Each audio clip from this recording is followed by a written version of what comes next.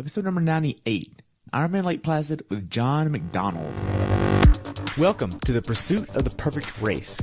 I'm Coach Terry Wilson, and with each episode, I bring stories of athletes to you that share their experiences at races in order for you to learn how to have your perfect race. We'll hear stories from athletes of all ages, abilities, and races of all distances. So regardless of where you fit in, there's something in it for you. Thanks for spending some time with me today. Now let the pursuit begin. Hello everyone, and welcome back to the pursuit of the perfect race. Today I have the pleasure of talking with my friend John MacDonald about his recent race experience at IRONMAN Lake Placid in beautiful upstate New York, where he had a time of 11 hours, 59 minutes, 51 seconds. This race took place on July 22nd, 2018, and the temperature on race day was 46 and rose to 79, where the water temperature was 74 degrees. Also notable to mention about this year's race was it was pouring rain with some hail on the bike. Welcome to the show, John. I look forward to hearing about your race experience at Lake Placid. Thanks, man. Thanks for having me on. I appreciate it. Awesome. Well, I'm really excited to have you on here and dive into your race experience. I know you were a swimmer in college, and I really look forward to learning more about you and your race. All right. Awesome, man. I'm pumped to be on here. It's the first timer. Awesome. So what made you want to do this race, man?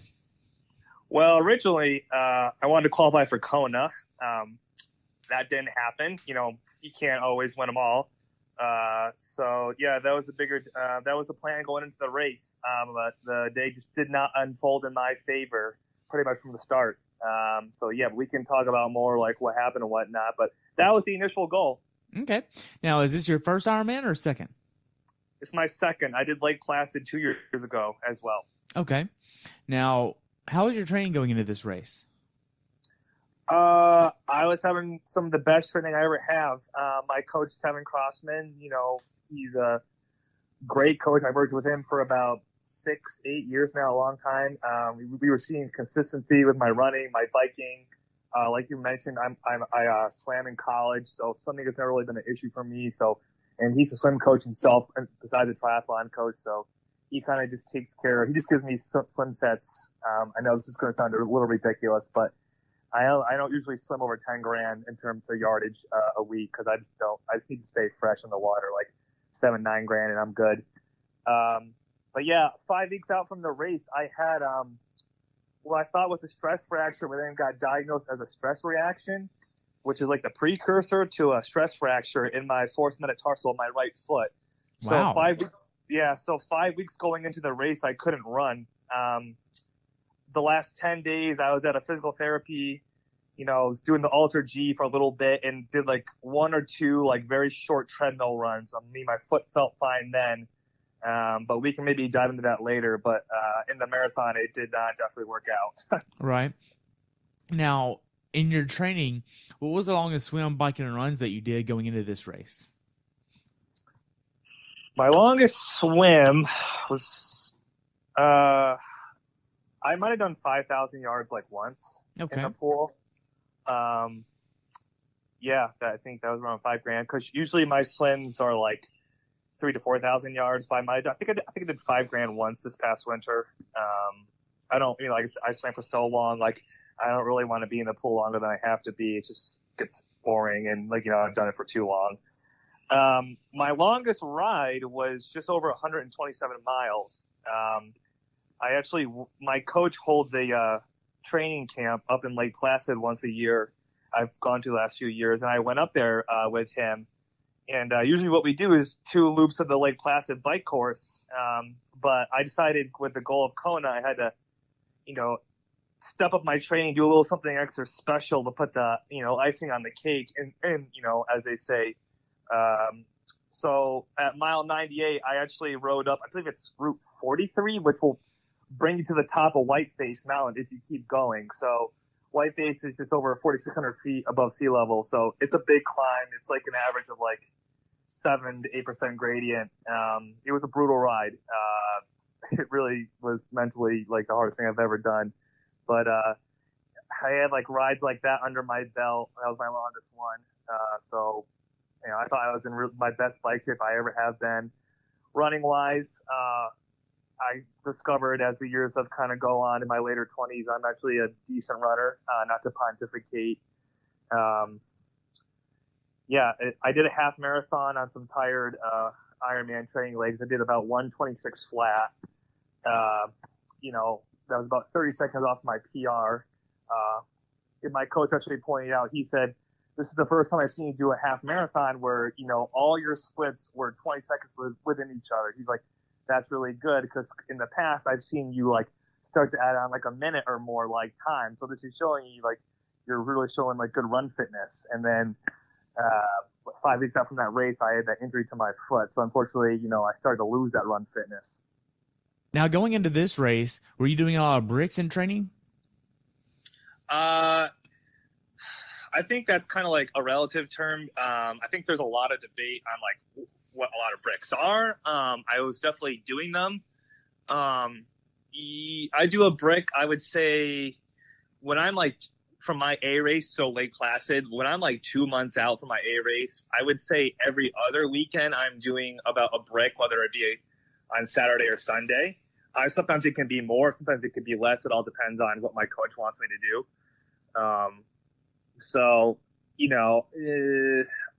I guess, and then I got that run injury. So, I mean, traditionally people think of a brick as from a bike to a run. But you can do, it's just a brick session. It's just 2 sessions stacked back to back. So, I was doing like swim to elliptical, bike to elliptical, aqua jogging. So I was doing a fair amount of them, I would say. Okay. Now, if you take a look at your training, what was the most hours that you trained in 1 week? In 1 week? I think I had some weeks in around close to 20, I would say. Unfortunately, just, when you get a foot injury like that, with running, you can only aqua jog and be on elliptical. It's your choice how long you want to be on those for. But I wasn't on as much as I would have been running. I was about 20 hours a week. I'm a teacher too. I don't know, just to establish that. So, I run on a different schedule than like a normal 9 to 5 person. So actually a lot of my training can be actually kind of back to back. Like I might, when I get out of school, whether it's 4 or 5 PM, I would go swim and then change, maybe go do a run or like do like some strength training or stuff like that. Usually early morning workouts aren't always an option. I know some people like getting up pretty early, but, for this past job I was at, I had to be at school around 7:30. So, I'm getting up at like 5:45, 6 o'clock, at night. And like, this was my first full time as a teacher. So I was getting used to the whole, The dynamics of it all. Yeah, the dynamics. So, I wanted to make sure I was getting good sleep, A, for that job, but B, for my training as well. So, if I'm not getting up as early to get a workout in, meaning I'm getting more quality sleep, I think that's a sacrifice I'm willing to make. It just means that later in the day I'm doing my workouts, right. Which is, We'll get into all that. No big deal. So as all of your training was stacking up, getting into 20 hours, were there any days where you just didn't want to train? Oh, absolutely. Yes. So how did you get past those? I think like any person, there's a variety of motivation. You can always remember, like I said, I want to qualify for Kona, and that's like, people will qualify for the Boston Marathon, or they're like, they want to just hit like a personal record for whatever they're doing in fitness pursuit. But, an Ironman is like really, that's a huge event. It's, it takes a special kind of person to do that. And just do an Ironman alone, but then for Kona, that's a whole nother deal. So I just knew that some of the guys that were going to be showing up were going to be in really good shape because, I'm 28. So 25 to 29 is one of the hardest age groups to be in, whether male or female. You're still young, but you still got some age under you now. Like, it's just like this perfect, like, intermediate. So sometimes just that self-motivation, like thinking about those facts, I want to go to Kona. Honestly, just other times, like, 3 years ago, I had a bad bike crash and I dislocated my shoulder, and it was a pretty long period of time where I couldn't train. So, just remembering like when I was in a sling and I couldn't train, I think about those times and like how, we take for granted sometimes like the things we're able to do, it's like really like a special thing. So that always helped me get out like sometimes. I think of other like stories as well. I don't know. Are you familiar with the book Lone Survivor? I am. Yeah, that's my favorite book. I think, Marcus Luttrell and those three gentlemen that served our country so proudly, like, they pushed themselves so hard. Like, whenever I think of what happened to them on the mountain in Afghanistan that day, it makes me think, like, what you're going through really is nothing at all. Like, you suck it up, get out there, get it done, Right. Now, what workouts did you do in training that gave you the confidence to go into this race prepared? I'd say, like we said before, that 127-mile ride, with that ride up to Whiteface, that was a really big one that, I believed in my mind I was ready to show up. A standard workout, I think my coach gives me once or twice every season is 10 400s on the track. And then with like a 200 like jogging repeat, and then you go to your next one. And I was doing I was averaging like 122s for splits. So, and that was like back in, I think I did that back in like early May. So I knew my run fitness was coming along. And another run I did was 9-mile repeats. And I had to descend every mile. I only missed one, but I was still really proud I did that. So I think those three workouts really stood out in my mind. I said I had that foot injury, but I was hoping that some of my run fitness was still left over. So I think those three are three workouts that really stood out in my mind. I think every season, like you just have that one workout that is special, that that gives you that confidence going into like your A race. So those are the three that really stood out in my mind. Okay. Now, when you're not training or racing, what are you doing? You said you're a teacher, right? Yes, sir. Okay, so how big of an issue is balancing the life, work, and training and getting enough recovery? It's definitely a big challenge. I would say because, one thing I discovered this year was I was not the best at prioritizing my time and getting certain deadlines done. I mean, I always did get them done, but sometimes spent some later days at the office than I had to. Yeah, so that's a big key. Please. The question was again about managing time and whatnot. Well, how do you balance life, work, and training? Oh, yeah, right. I think it's just what I learned this year is you really got to make that do list, or carry a schedule around right in the time, but also set time aside for seeing family and friends, because if you're just always training work, training, work, training, work, you are going to burn out. I've burned out in swimming. I don't think I've ever fully burned out in triathlon, but you definitely got to make time for your family and friends, because I even found this past year there were a few weeks where it was just Monday through Friday, it's just work, train, work, train, work, train, then just crash Friday night, wake up, get your training done, and then maybe go see some friends on Saturday. So I think prioritizing time with family and friends is extremely important, because I think it's what also makes it worth it. So now then, going into this race, when did you start traveling from Massachusetts all the way up to New York? I left, Thursday. I'm actually from upstate New York originally, a little town called Burnt Hills. Really? Yes. Not many people ever heard of it, but it's near Saratoga Springs. Saratoga Springs everyone knows because of the horse racing up there. I live about 20 minutes from Saratoga Springs, but both my parents, were from the foothills of the Adirondacks, the Glens Falls, Queensbury, South Glens Falls area. So I still have family up there. So Thursday, I picked up my bike, had all packed up, went up, stayed with my uncle and my aunt and my cousins. And then Friday just drove from there, because it's about an hour and a half drive from their place to Lake Placid, right to the Olympic Oval. So that's not bad. No. So whenever you got to Lake Placid, did you get an Airbnb or a hotel? What'd you get? We are our homestay, as they say. We were very fortunate. Like I said, we are from originally that upstate area. My mom used to work with a woman who they have a very nice house up there that they generously lent us a second time, actually. They were not even there, but they let us stay there. It's a beautiful Adirondack home with all the traditional Adirondack chairs, the wood siding, all that beautiful house. It was great. It was not even a 10-minute drive to transition. Oh, wow. That's nice. Yeah, I know, right? Now, you get to Ironman Village to do your check-in process. How was it for you? Not bad. I guess they say like, doing an Ironman, like, there's a lot of things you're going to be faced with, like, and it's kind of like how you deal with them makes your race. And it's not even on like that day. It's like before the race, things can even pop up. I remember like, it's a really smaller area where the transition is in because there's all these like 20, 30,000 people there. They're all congested. And I was there on, was it Friday to check in and get my, like, pick up all my stuff. My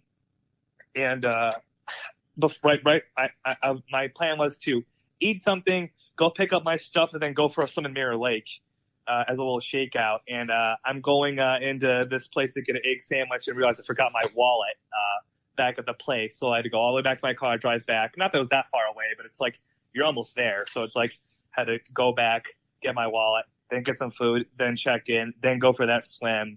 Then my coach had like an hour and a half meeting, just athlete briefing, about the course I always attend. Who's your coach again? Kevin Crossman, Crossmand. Yeah, he's out of upstate New York. He's lived there his whole life. He has family up there. Fantastic guy. His brand is T3 Coaching. He's excellent. I would recommend him to anyone. Triathlete himself, phys ed teacher, swim coach, great guy. Okay.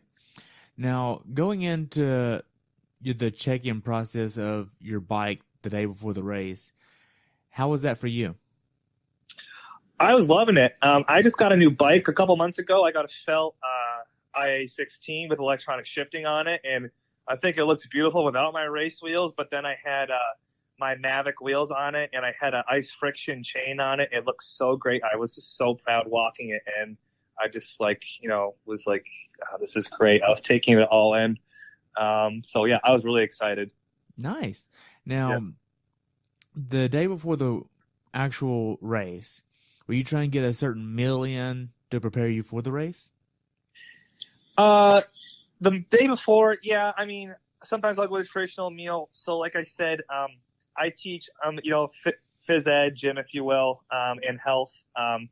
This is something I've always encouraged to my students. I encourage you to understand the impact food has on you, because I think healthy can be a relative term. What can be healthy for me may not be for you. And generally, the day before an Ironman especially, I'm trying to get in carbs and calories and electrolytes. So I fill up like a cycling water bottle, and I just pull in like some like Noon tabs or the Goo. They make them now, the effervescent tabs for electrolytes, because hydration for me starts the day before the race, not during the race. And, just carbs. I had the usual big breakfast with chocolate chip pancakes, bacon, eggs. Had that around, actually, it was more lunch at that point. Had it around noon.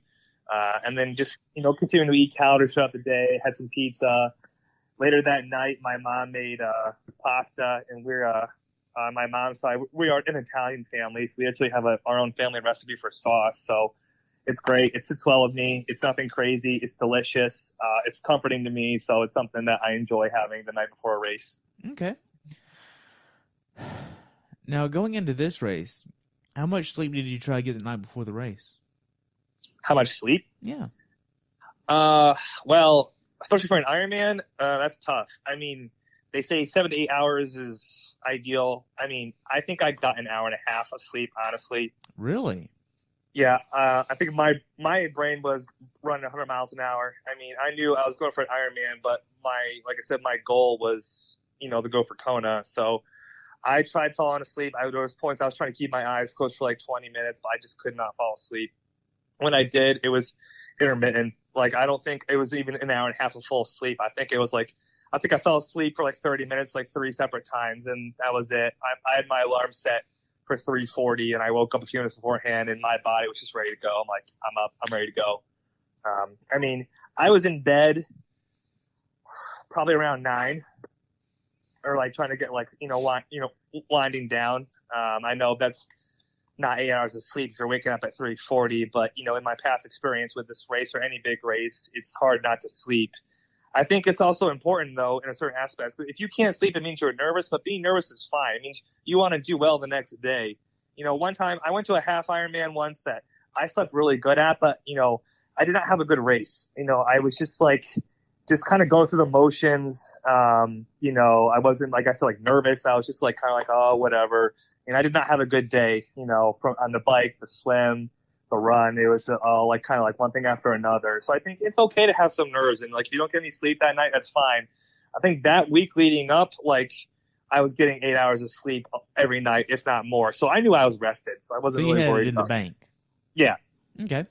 Now you wake up at 3:40 in the morning and you start getting ready. What's your race day morning ritual look like? Get up and pretty much, immediately get down and try and get some food in. Because I think for a half Ironman and an Ironman, I try and, eat 3 hours prior to the start of the race. Because especially for an Ironman, your stomach's got to be empty because, you got to be taking in calories and you want to go through your system quick in your stomach and your intestines. Like you don't want any like real solid food that's been there for a while. So I get up and I get right down.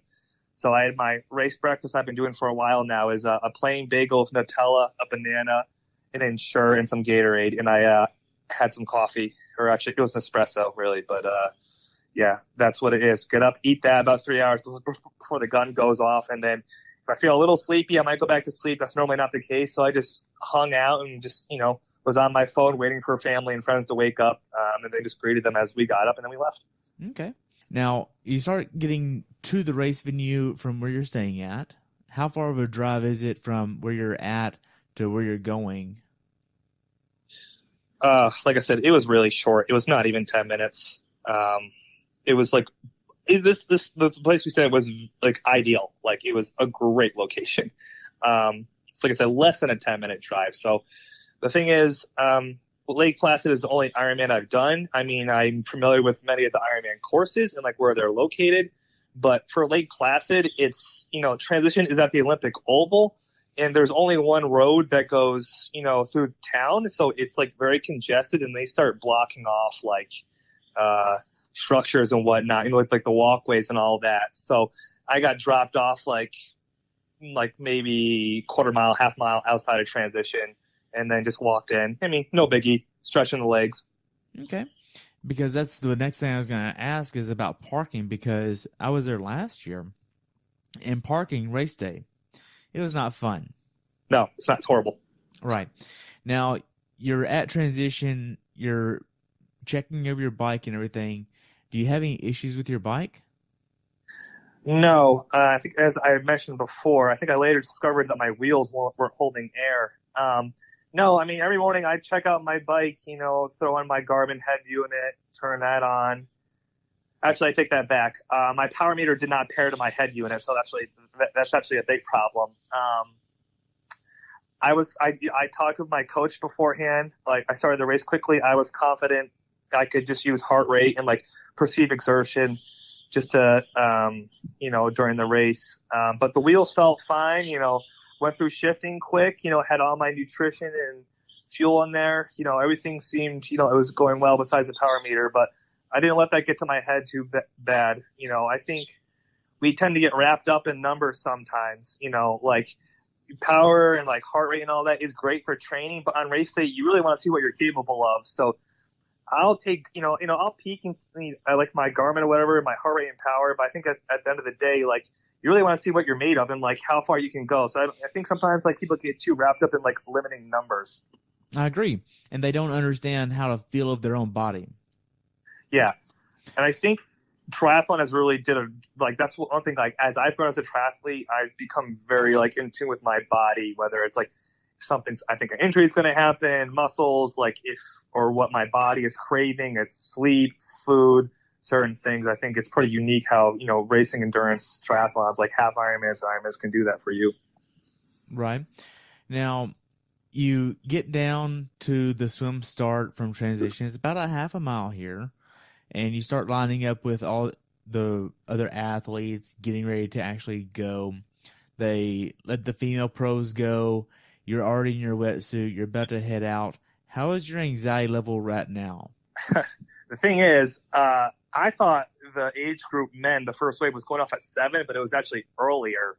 So I was doing the whole race routine, like porta potty, all that, like, and then they were lining people up for the swim start. And I missed out on that, unfortunately. That's on me, unfortunately. Like I said, that was another thing that pops up during Ironman. How do you handle that? But so at the moment, I was pretty relaxed. I'm I'm fit, I'm ready to go. I have my bikes all set. And then I realized that, and I was, I came down to the behind in the swim, and I was, they were not moving, and I could not get any ground forward, didn't move up. And I was in the hour to 50 to 2 hour range. Oh my gosh.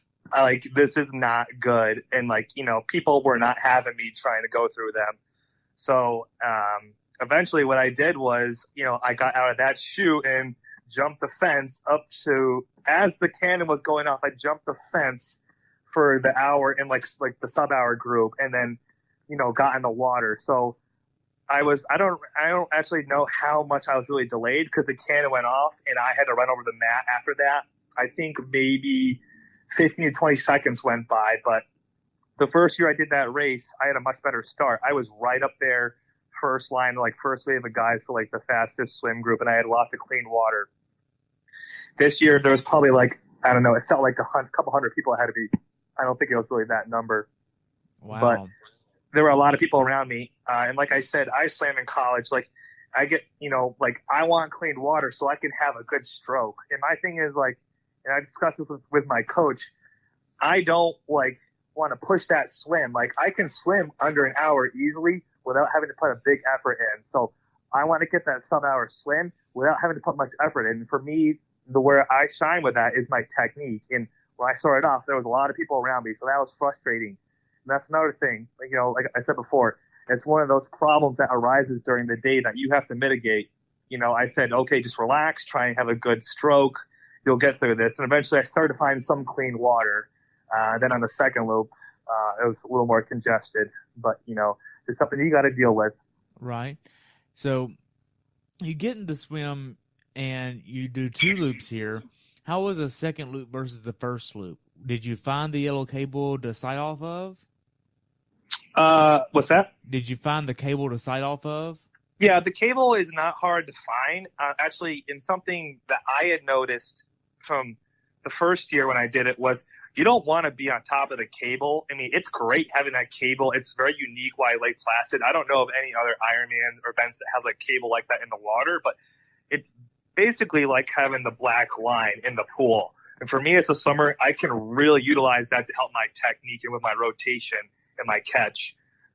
So yeah, I found the cable, but what I found was the first year I did it was I was on top of the cable and I kept swimming into the buoys, like those triangle like buoys they place.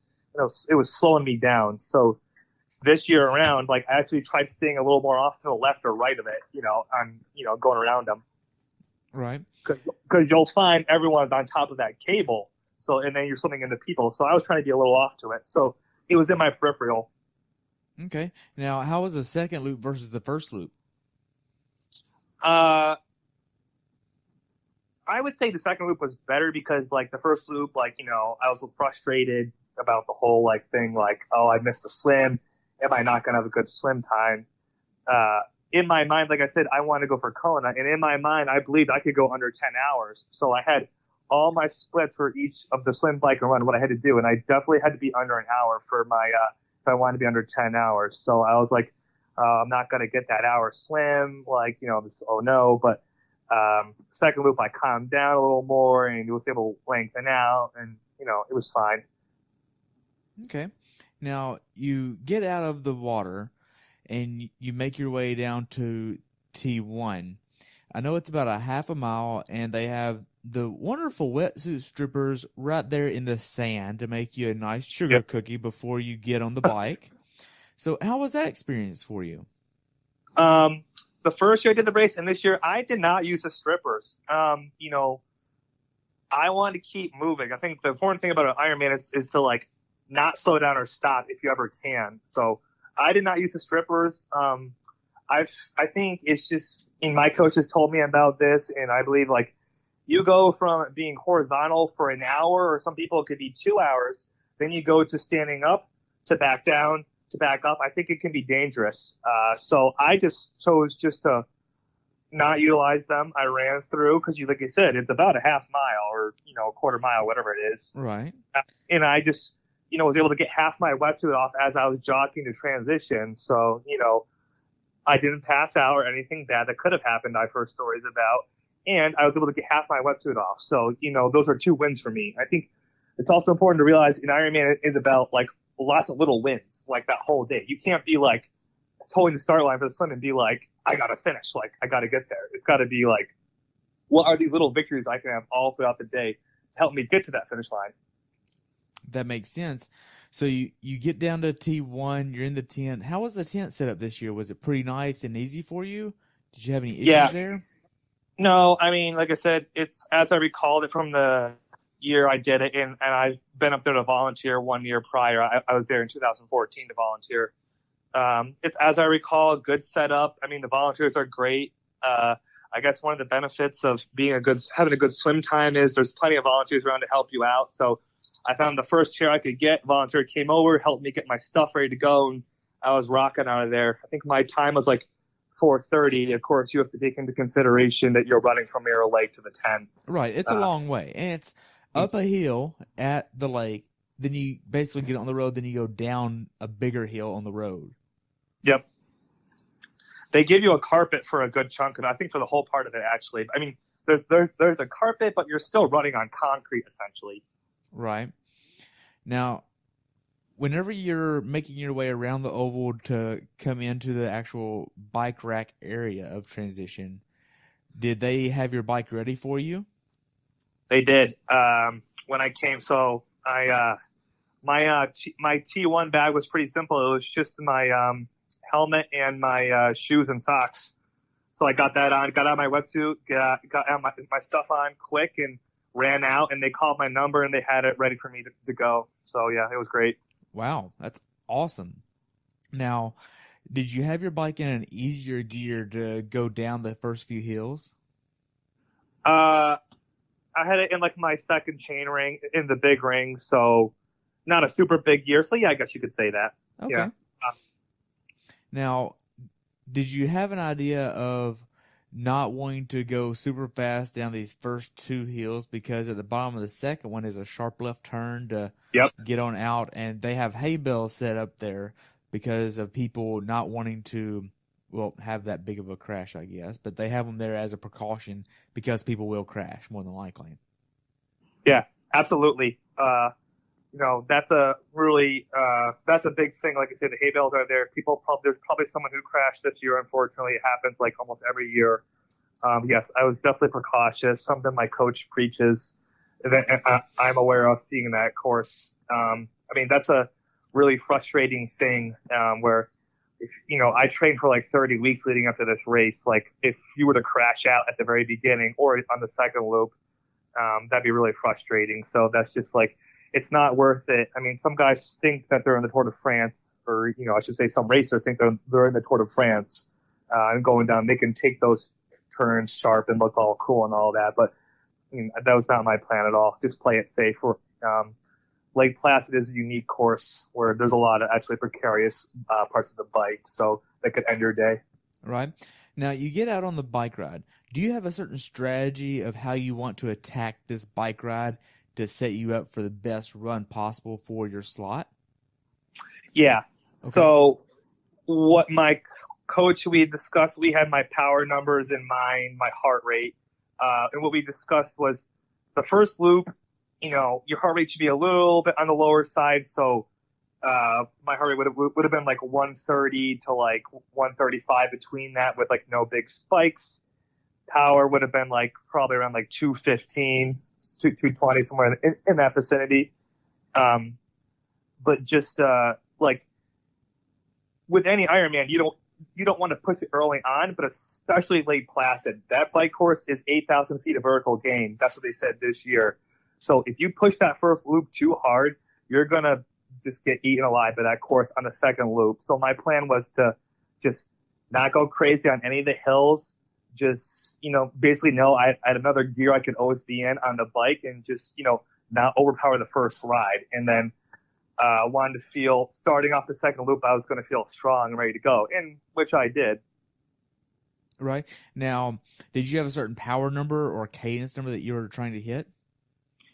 Yeah, so like I said, that morning my power meter did not pair, unfortunately. So like I said, I probably would have been, I said like 215, 220. So in that vicinity, my coach has the rule. He says on the hills, you should not exceed 50 watts more than what your number would have been. I think sometimes that can be hard because there are some bigger climbs in Placid, so your number eventually will climb. But like I said, also for cadence and heart rate, like between 130, 135 first loop, 135, 140 second loop. My cadence, I try and ride 80 to 90 on flatter parts, fitting those legs. If I'm below 80, I'm going up a hill. It's not because I'm just grinding a gear. That makes sense. Now, with that, being that your power meter didn't connect and you didn't have that to go off of, what kind of RPE did you adjust to have a good day here? I don't think I even necessarily, you could say I was like a 6 or 7, but I didn't think like this is what my effort has to feel like. I was just confident in my abilities, like, with all the training I had done this past year, in all the years past, because, accumulating mileage does pay off, like, as the year in training go on. So right. I was just confident in my ability, and I trusted myself that I could have a good ride. That makes sense. Yeah. Now, did it start raining on you on the bike ride? Oh, yeah, absolutely. Where did it start raining on you at? It started raining on us when we were climbing out of town within like the first 10 miles. So the way that course is, you climb out of town, and once after about 10 miles or so, then you do the descent to Keene. So it was before the Keene descent. It was before Cascade. It started raining on us. Oh, wow. So like right off the bat, it started raining. Yep, pretty much. It was cloudy during the swim, and when I first got on the bike, the first few miles, it was just cloudy. But then it started opening up on us. Okay. Now, you had talked about a little bit before we hopped on here about your bike pressure on the wheels. What was going on there? It's something I'm still I got to bring it by my shop and talk with my guy. His name is Brian Hughes. He has a fantastic shop, very smart guy. Unfortunately, I just think it was one of those freak things that maybe my tires might have not been holding air. Usually I try and do like 100 PSI. That's what I ride at.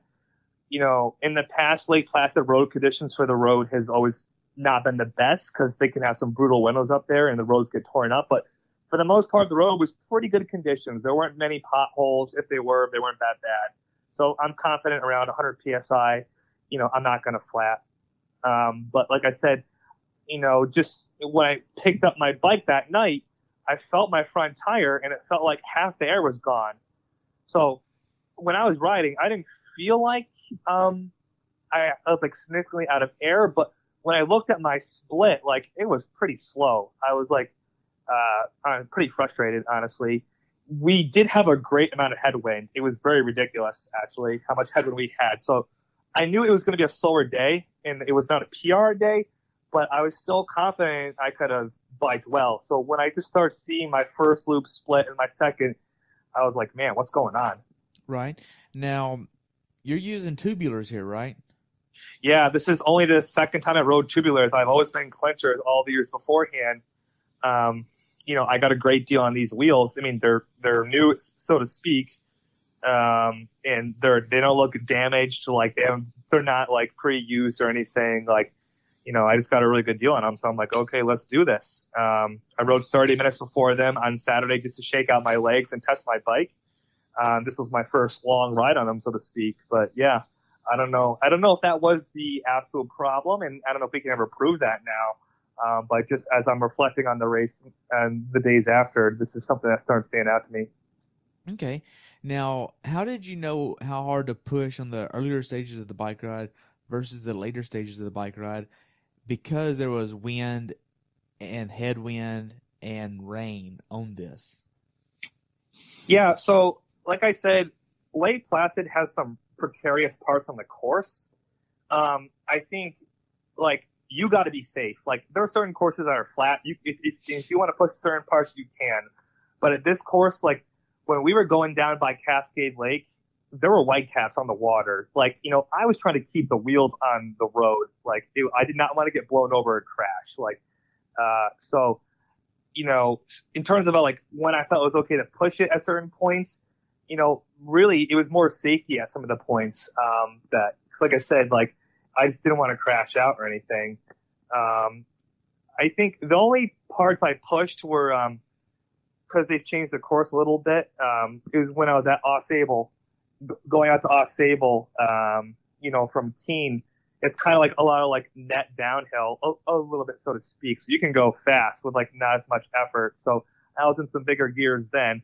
Again, I know my body and I didn't have my computer working or my power meter, but I was definitely close to a cadence of 90. So I was letting it rip then. But my heart rate was showing me that I was in a good zone, not pushing it too hard.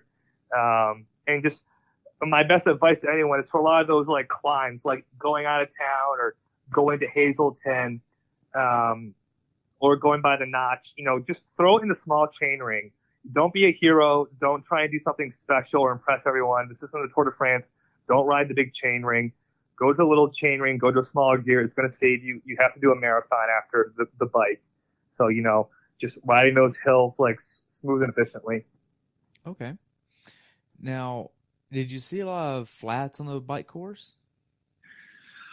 I actually did not. I think it was on the first loop, one guy passed me as we were starting to begin the descend to Keene at the beginning of it, and he pulled over and was like playing with his rear wheel or something. Then he got back on it. So I don't know if his brake pads were rubbing or something, but I didn't see actually that many flats. Okay. Now, did you put anything in your special needs? No. I know that's a big thing some people will do. I did not actually use either of my special needs.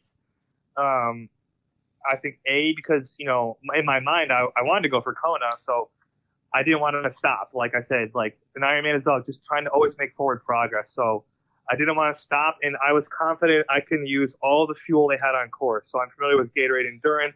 It works well for me.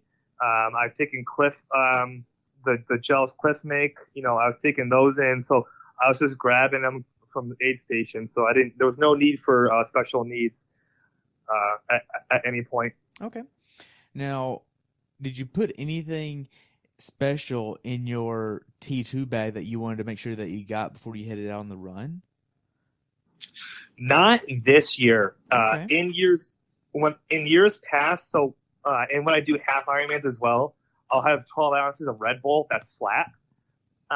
This year, my strategy was a little different. I was hoping that I was going to have a good run, and in my mind, and when I talked with my coach, was the back half of that was probably where like it was going to get tougher. Theoretically, we thought. So I wanted to save the Red Bull for then, when you start feeling tired and you need that extra boost.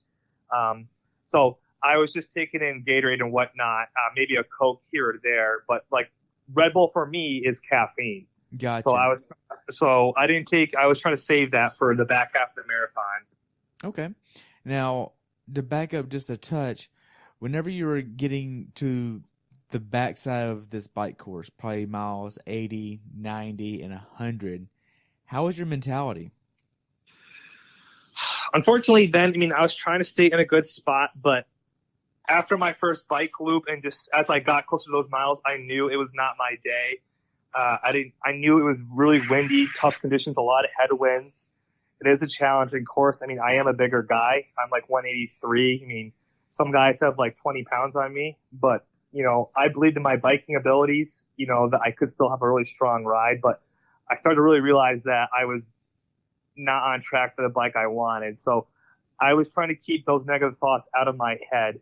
But there are just some frustrating parts on that course too. Like, it's not just hilly. Like, they introduced a new part to the course this year where you go by Whiteface and there's like some technical turns and you're slowing down, you're stopping and trying to get around people. But, you know, like I said, I'm just trying to, you know, look forward, stay positive.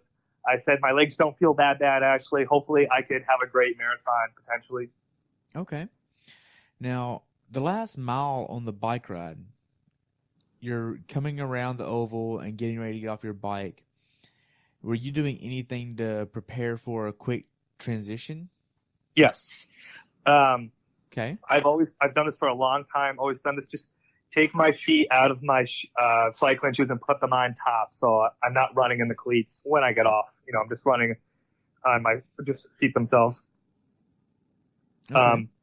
Just kind of going through mentally what I got to get done too. Where is my transition bag? What am I putting on? What's important? What can I put on as I'm running? Or any other things. Like, so for example, I used to clip in my race belt with my number on it. Well, I started doing this thing where I already had it clipped and I just basically step into it and pull it up. And then my sunglasses I'm putting on as I'm running. So again, things that can help you move forward and without having to stop totally. Because yes, I did sit down and put my socks on, but there's other things like you don't have to stay seated and put your sunglasses on. So that's something you can do as you're running. Or like my watch, I put on as I'm running, stuff like that. So that's what I'm visualizing as I'm getting ready to go off my bike. That makes sense. Yeah. Now, you get to T2. How does T2 go for you? I mean, it's pretty quick, under 4 minutes, and you're out on the run course. Yep. How does that go for you? I'd say it went well. That's something that, I had noticed, and actually, funny enough, my uncle pointed out when he was looking at my splits from 2016, he's like, you're a T2. You took a long time in there because, truth be told, I went to the bathroom. I've tried peeing on the bike. I can't do it. I know that might be TMI, but I couldn't do it this year. I did not stop to go to the bathroom. I just said I'm just going to run and see how long I can, go without stopping for the bathroom. So, like I said, I visualized what I had to get done. I got that done. I didn't stop for the bathroom. I was out on the run. And it worked out well to start off with. My first 6 miles, I was running right where I wanted to be. And then things started going south. Okay. Now, you get to the run course. How does that first mile on the run course go for you? Is it still raining? I think it was overcast. It wasn't raining. I actually remember I even unzipped my kit because I wanted to get some heat out of, and just, thermal regulation, just making sure I'm staying cool, keeping my heart rate down any way I can. Very important. Any person whoever does that Ironman particularly, you have to realize that first mile is almost all downhill. It's that big downhill. I mean, you've been there, you said, right? You've seen it. Like, yeah. You just biked 112 miles. Like, you cannot be running fast down that hill. That is something my coach preaches heavily, and any coach I've talked to about that course, you cannot be running fast down that. You got to be jogging. I mean, even if you're jogging, your speed's going to pick up naturally because of gravity. So, my first mile was probably my fastest with the least effort and that's something me and my coach talked about. We did the first year I did it. We did this year is just let your legs get used to turning over. Now, with that, were you absorbing more nutrition? What was your nutrition plan for the first mile or so on the run? Yeah, so like I said, this was the first year I decided not to take in 12 ounces of Red Bull.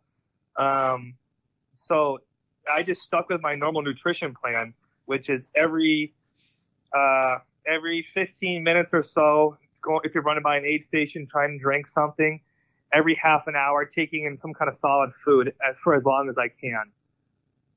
So, I'd say the first 6 miles, I was right on track. Like I said, I was running like 720, 730 miles and felt like I was at a pace I could sustain. Unfortunately, my heart rate monitor stopped working at that point. I did not get a heart rate. Yeah. I had splits I was going off. So that was another time I was going off the perceived exertion. So your heart rate monitor crapped out on you on the run.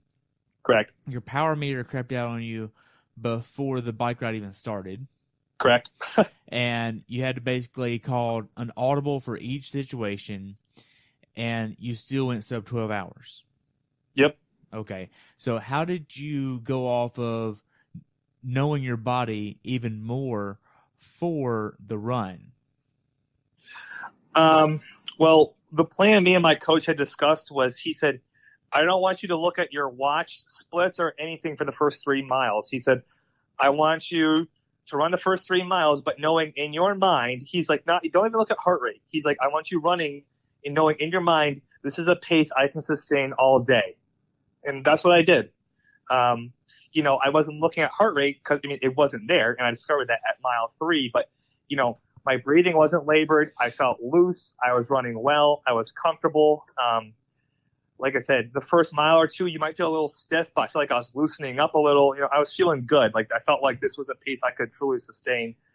7:20, 7:30 for the whole marathon, maybe not the whole time, but I felt like I could run that for a big chunk of the race at that time. That was. Right. Now, when did things start shifting in your bad favor? For the run, it was probably when I came back from, so you come down out of town and then you head towards River Road and then you turn around and then you take that right-hand turn, you start heading back towards town and then it's climbing. You hit two big hills, probably somewhere around there. So that's like mile 9, 10. I mean, like I said, my splits were like 7:20, 7:30. Then it was like 8 minutes, 8:10, 8:15, like whatever. Then it starts jumping up. And then like I went up that hill, and I talked about that foot injury I had earlier. Right. My foot was starting to bother me. So I ran by my parents and friend and coach. I kind of gave them like not a thumbs up, but like I'm doing all right. You run like a mile and a half out, come back, and then I went by them and I was like, my foot's bothering me. I don't know if this is wise for me to do this race. And my coach pulled me aside and he said, I'm not going to tell you to quit. He's like, you have two options. He's like, you could play it smart, and for your health. He's like, or you could, keep going on. You can just do a light jog and walk. And that's what I did. Because, at the end of the day, like, I didn't want to give up. Like, I came that far. It just felt like it would have been wrong just to quit right there. I don't know. Like, the older, quote unquote, air quotes I get, like, I want to reduce the, regrets I have in my life. And I feel like if I had quit at that point, I would be regretting it right now and the rest of my life. Right. In 2016, I'm like, I'm not doing Ironman for a long time. And then basically 1 year I signed up later. I'm like, I'm going to try and qualify for Kona. So things can change. But like I say, I'm just taking a little hiatus from Ironman right now. I'll race next year, some halves and like whatever, but just going to take some time just to, just be more of a normal person, so to speak, because Ironman training really, the day isn't that bad. It's all the training leading up. It's really what's taxing. Right. Now, mentally, how hard was this run for you from miles 15 to 24? Oh, that's a grab bag, honestly, when I think about that. It was tough, but I was also proud of myself because I knew I did decide not to give up, and it was not easy, and it was definitely going to be a long walk, slow jog ahead of me. There were some good points still running by people who, they say something that's funny. You see some funny signs on course. I find when I'm in training and I'm going through a hard time, like if it's a really hard interval or like a long ride I'm just really having trouble with, or even this Ironman, I just start thinking about the people in my life that mean a lot to me that I love, whether it be my family and my friends. And I think about better times and good times. And then it just, puts me in a better mood.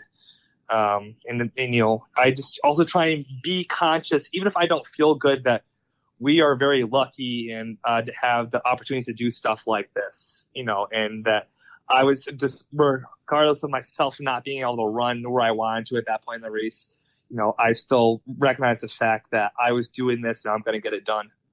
That makes sense. Now, the final miles of this race, the last 2 miles, how was that for you? Well, I want to back up a few miles, truth be told, because this actually kind of came to I realized I was not going to get a killer time. Kona, unfortunately, was out of the question because I was so far behind in my age group. So I just said, you know what? I need to start having fun. And that's what my coach told me to do. He said, go out there, have fun, be the ultimate cheerleader, have fun. So mile 23, I did chug a beer, decided to have some fun on course. But and then I don't know, I got to those final 2 miles and all that. I knew I was going to finish. I was going to do my second Ironman, still big feet. I think it also made me really appreciate my first time I went on that course. My first time on that course, I was 10:35. And I remember I finished that in that time, I was like, oh, that wasn't that good. Like, I could go so much faster. Like, this. And people were like, that's a great time. Congratulations. I was like, yeah, whatever. But now going through this race and like with the bike and the run I had, I'm like, wow, that's a really good time I did on the course. Like, I'm proud of that. Like, so honestly, as the miles got closer, yes, I was excited to finish and get off my legs because they were killing me at that point. But, I started feeling more proud of myself. Okay. So the last mile or so of the run, you're coming up the last few hills and then you're coming down the downhill to get ready to turn into the oval. There's people going out for their second loop and you turn in to make the right to go into the oval. How was that feeling right there? Honestly, at that point, I just felt relieved because I've been doing a lot of walking because my legs felt like concrete. I was just happy to be finished. I knew probably my family and friends, they knew this was not the performance I wanted, and there were probably some red flags about like, well, why is he like walking, or like, is he going to finish? So I think they knew I was close. So I was relieved to know that they were relieved as well that I was about to finish. Okay. Now you get running through the running. Let me rephrase that. You start running through the finisher chute. How was that excitement there? It was great. I was exciting. I was proud. You just start seeing all your family and friends, people I haven't seen in like a couple of years. A man I used to race back in New York, Keith Murray. He's a swim coach at the College of St. Rose in Albany. I saw him wave, pointed at him. It felt great to see him. My family were cheering me on. Of course, I think anyone will tell you the Ironman finish line, whether it be the winner or those midnight finishers, it's a pretty ecstatic feeling. People were, clapping, cheering. They're pounding on the side paneling of the shoe. It's, you have to do it or be there to experience it. But it was great. Right. Now, after you crossed the finish line, what'd you do next? 2 volunteers grabbed me and sat me right down because I could barely walk at that point. I know I just did the back half of that marathon on some really tired legs, but I think anyone will tell you who does an Ironman, once you cross that finish line, your brain, whether the science of it may be is like, I'm done. Like, I've gotten this done. Like, so like we're set here. They sat me down. They brought me some food. I had some French fries, Coke, and they give you chicken broth, whatever it is. It was all tasted so good after all the sugar I had all day. But I sat there for like 20 minutes, got that all down, and then I'd have a gentleman help walk me because I could barely walk. My legs were messed up, and I went and got a massage. Wow. Now, it's been a few days since the race. How was your recovery process since then? It's been good, I guess, so to speak. Like I said, I had my right foot was where I kind of had like a little flare up of my problem again. I think maybe this is a byproduct of that, but my left hamstring, like where it inserts behind your knee and behind your patella, like down there, like has been pretty tight. So I don't know what's going on. I might have to go get some PT on that. I've been walking basically. I haven't done any other exercise. I've been thinking about maybe going to do some yoga in a few days or something like that. But I've just been hanging out, eating a lot of the foods that I have not normally eaten during training. I didn't drink 2 months before the race, so I've been having some drinks and just spending time with friends and being a normal person, I guess you could say. Just because Ironman training will take up a lot of your time. Right. Now, looking back on it, how well prepared for this race do you feel like you were? Honestly, I talked to my coach, and we were both really confident. I could have had a great performance on that day. I think I was very well prepared. I think to finish, yes. I think my bike fitness was there. My swimming was there. My running was, I guess it could have been better. It wasn't the worst, probably. It could have been.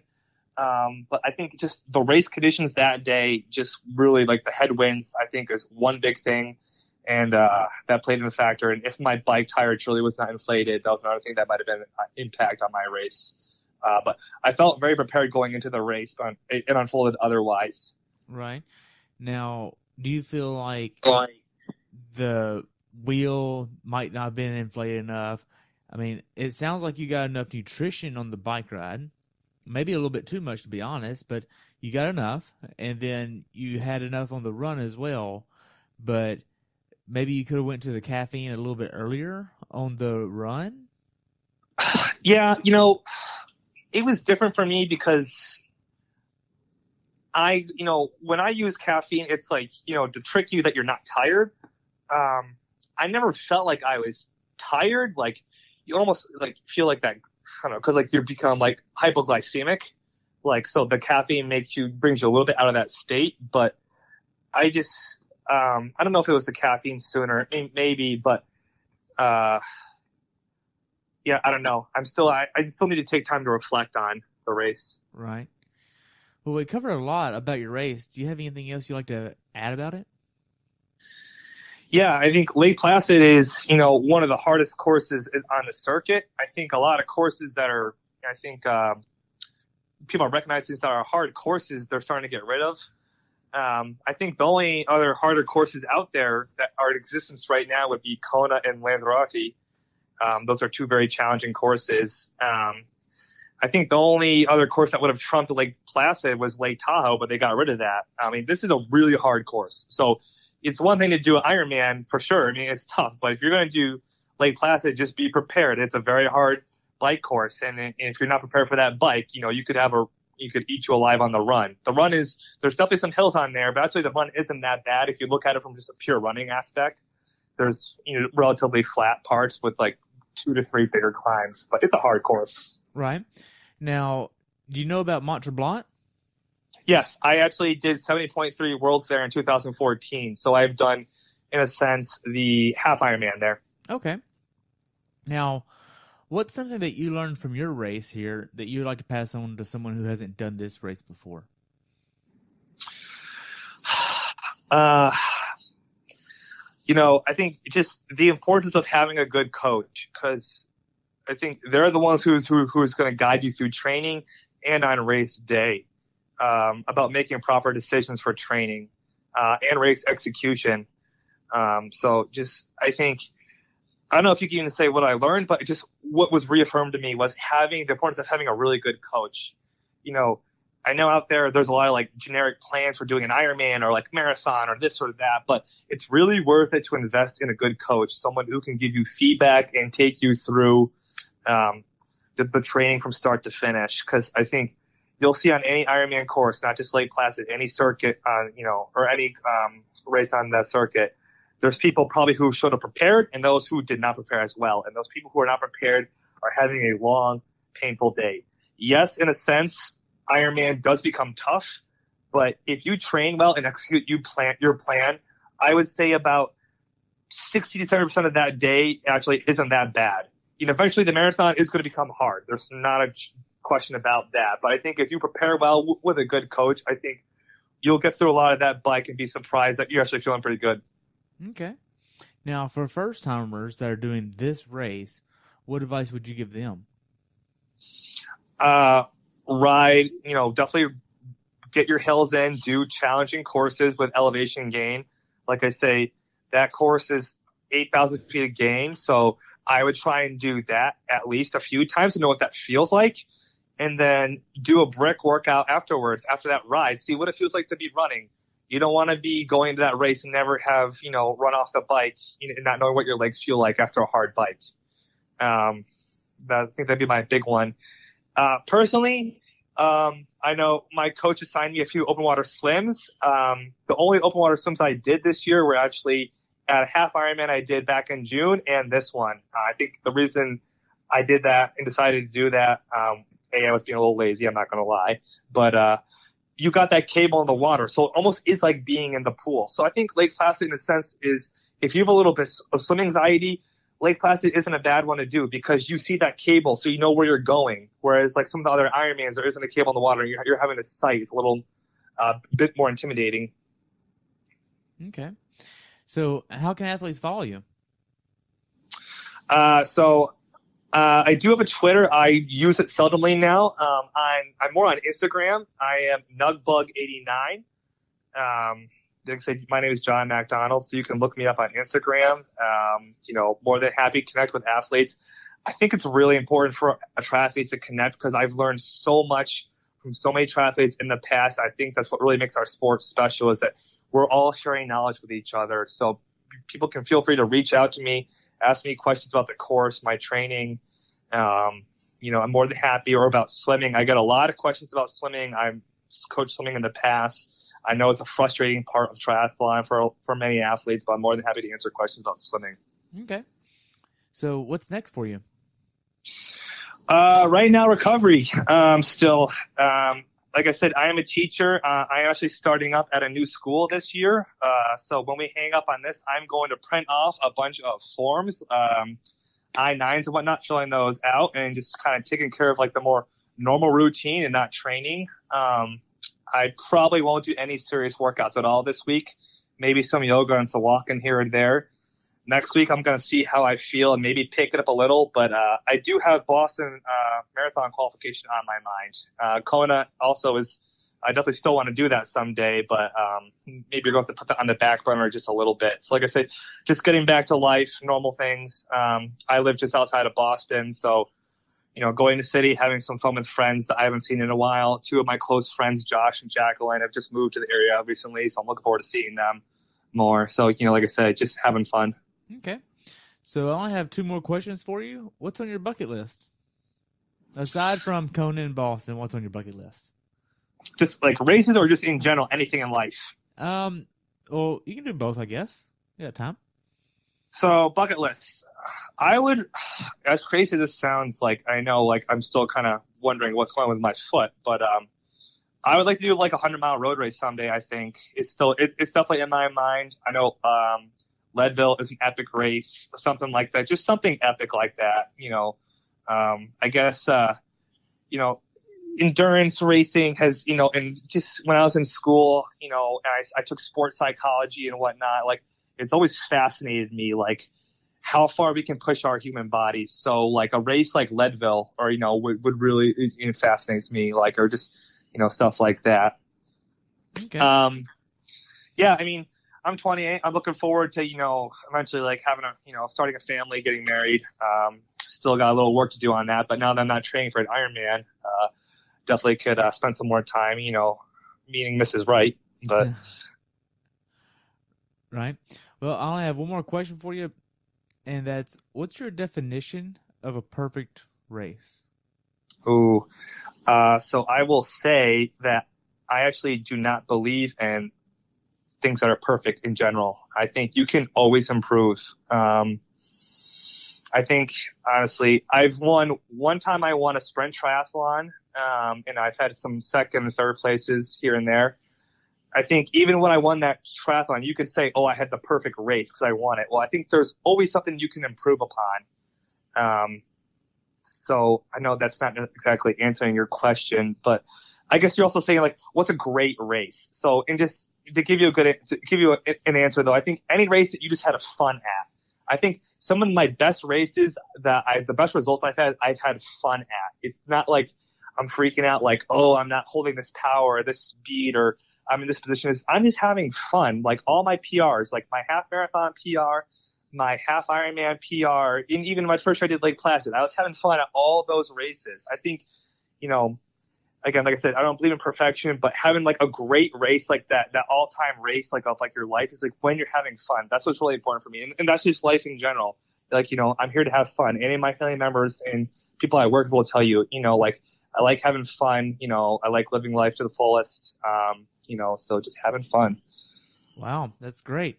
Well, I just want to thank you so much for coming on and sharing your experience about your race. I've enjoyed hearing about your race, John, and I look forward to following you in the future, okay? All right, thanks, man. Take care. Awesome. Have a good day. Thanks for tuning in today. I hope you were able to learn something from today's episode. If you enjoyed the show, please take a minute to leave a review on iTunes or share it with a friend. Be sure to subscribe so you never miss an episode. If you'd like to see pictures from this athlete's race, learn more about who I am, what I'm doing, or be on the show yourself to share your story, check out my website at CoachTerryWilson.com. Until next time, continue the pursuit.